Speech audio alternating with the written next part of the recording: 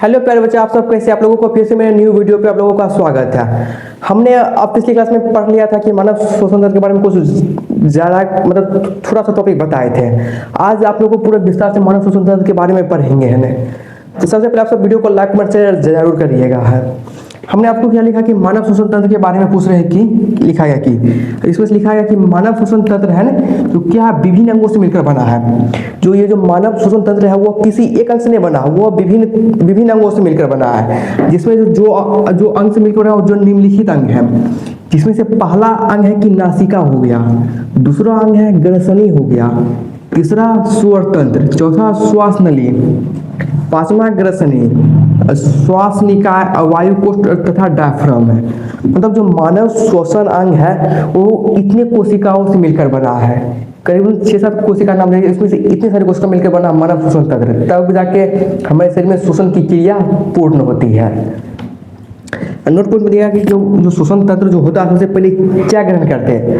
सबसे पहले हम वायु को ग्रहण करते हैं। श्वसन तंत्र में सबसे पहले हम वायु ग्रहण करते हैं। अब वायु को ग्रहण करने के बाद तो वायु कहाँ जाता है? सबसे पहले वह नासिका में जाता है। नासिका क्या? ये नाक होगा। नासिका को अपने देहाती भाषा में क्या कहते हैं? नाक भी कहते हैं, याद रखिएगा। उसके बाद क्या होता है? वायु, उसके बाद वायु नासिका में जाता है।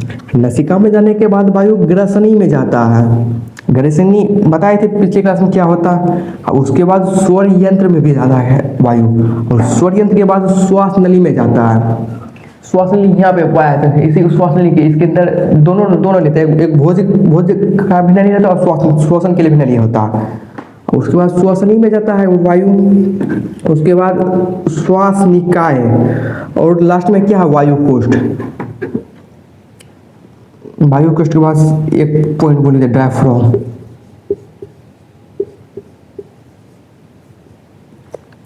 अब इसलिए क्या कि देखिएगा कि गैसों का जो आदान प्रदान होता है वो कहाँ पे? वो वायु कोष्ठ में होता है।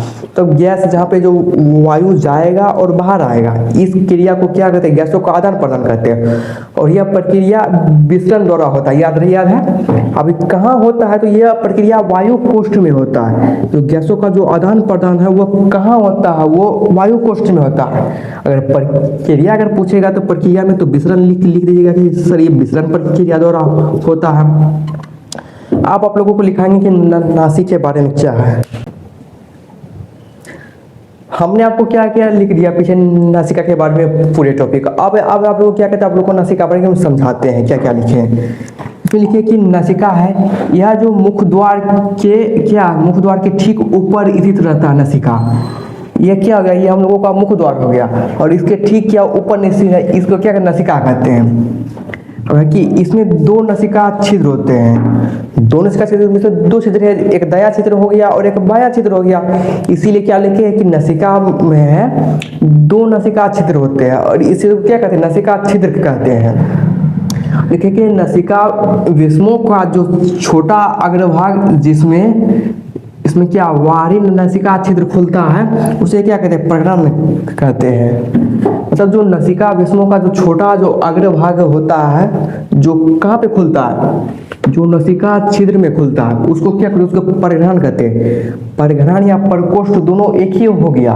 कहीं पे आपको परिघ्राण दे देगा या तो कहीं आपको प्रकोष्ठ दे देगा, वो याद रखना है आपको।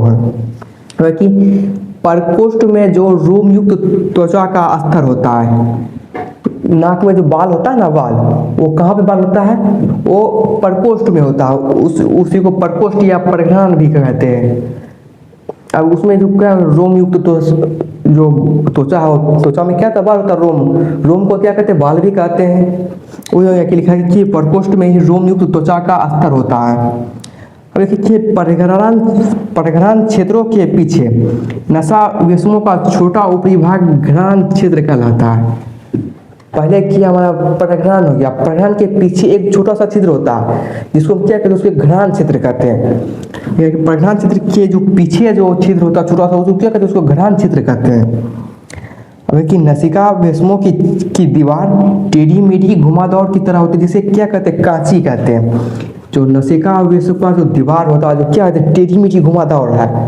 जैसे क्या होता है, जलेबी, जलेबी जिसे क्या होता है, जैसे जलेबी इस तरह होता है, पूरा टेढ़ी मेढ़ी घुमावदार होता है ना, उसी प्रकार मान लीजिए नसिका देश का दीवार भी इस तरह होता है। इसको हम क्या कहते हैं, इसको हम कांची कहते हैं। ये आंख वाला कांची नहीं, ये जो इसका जो घुमावदार दीवार है उसको कांची कहते हैं। कि प्रकोष्ठ वायु को अंदर लेने के साथ धूल कण को अंदर जाने से भी रोकता है। हम जब सांस लेते हैं तो धूल कण में जो वायु में क्या होता है, वायु में कीट पतंग धूल कण सभी चीज़ रहते हैं।